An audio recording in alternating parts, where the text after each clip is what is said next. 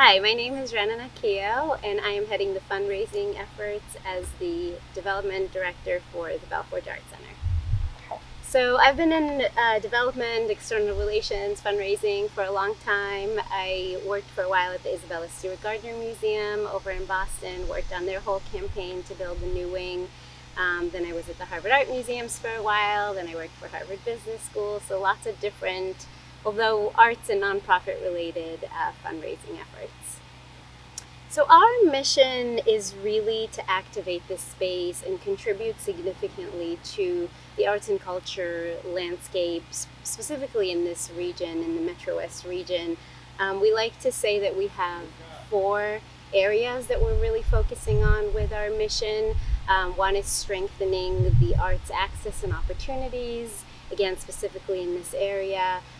We'd like to encourage people to connect to the land and nature. We have this beautiful 87-acre campus here that is surrounded by conservation land and has 200 miles of trails around us, so this connection to nature.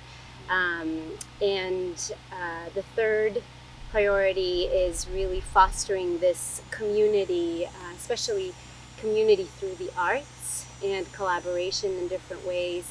The fourth one is really supporting artists in their careers at every stage of their career.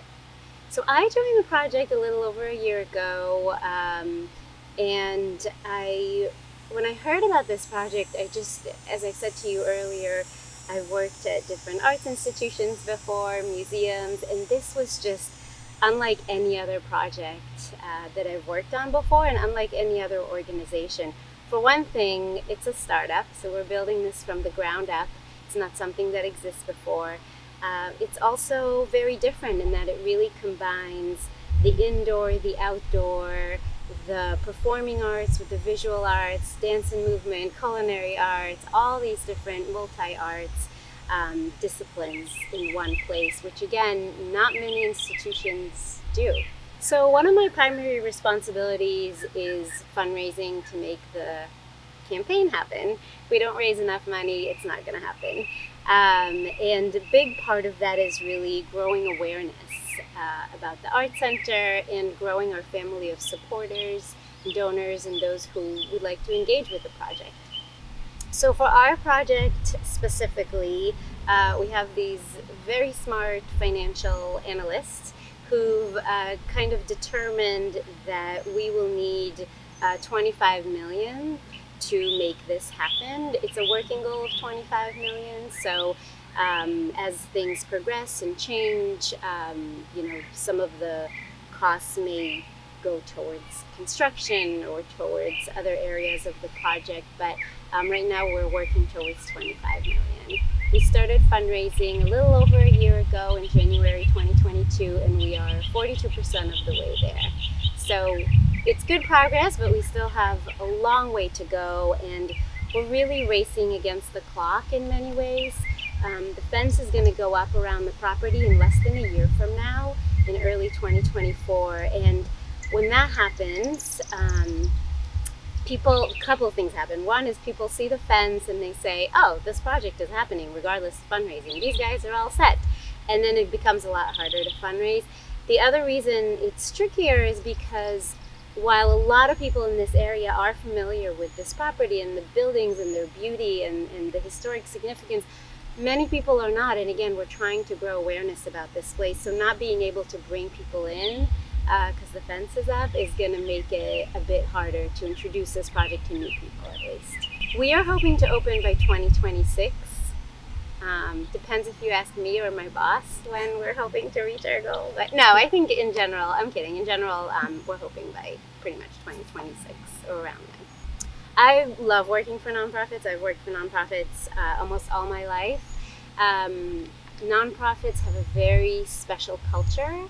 While we do have our challenges of limited resources and always having to figure out creative ways of using our limited resources, both human and financial and otherwise, that's part of the fun too. And I'm very lucky to be working on a team and to have a boss who is so flexible and open to trying new things, especially here. So that's just part of the fun and part of the thing that allows us to think creatively.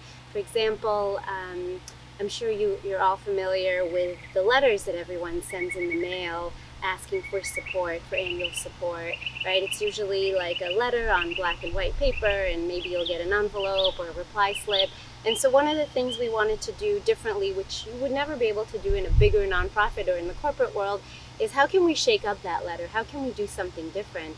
And so last year we commissioned an artist, again, this idea of supporting artists in different ways. We commissioned an artist to, instead of the black and white text letter on the page, to do a page out of a graphic novel and to create a comic book.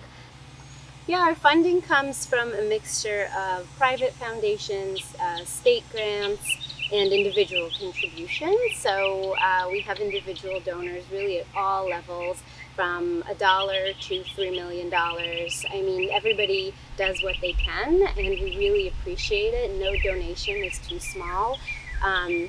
Thanks to a $600,000 grant from the state last year, we were able to start the interior remediation of the chapel. So some of you may remember, if you've gone in there last year, the walls were all covered in plaster and what they like to call hazardous materials like asbestos and lead and all that fun stuff.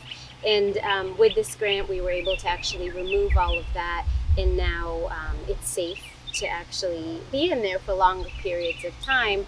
And we're really excited about being able to do that, because what it means is that we can have the chapel open during events, not to have events in there, but for people to pop in and actually see the beautiful space and to help actually envision even more what it will become.